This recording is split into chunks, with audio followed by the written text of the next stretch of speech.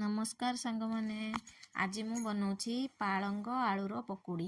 प्रथमे पालंग को भल भाव धोई नेली तापरे छोट छोट करी काटी नेली।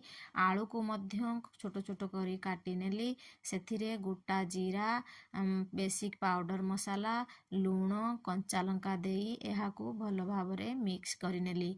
एथिरे मध्य पियाज काटी दे पारिबे। तापरे एथिरे 3-4 चामच बेसन देई भल भावरे मिक्स करिनेली। एथिरे पानी रो यूज करिवे नहीं कारण सागरू पानी बाहरे।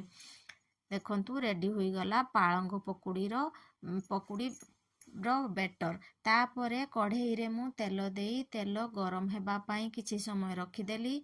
तेल एठी गरम होई गलानी। एथिरे पकुड़ी छाणी नेली। रेडी होई गला मोर पालंग आलूर पकुड़ी। सांग माने आपण माने थरे एई भली भावरे पालंग आलूर पकुड़ी बनेई खांतु।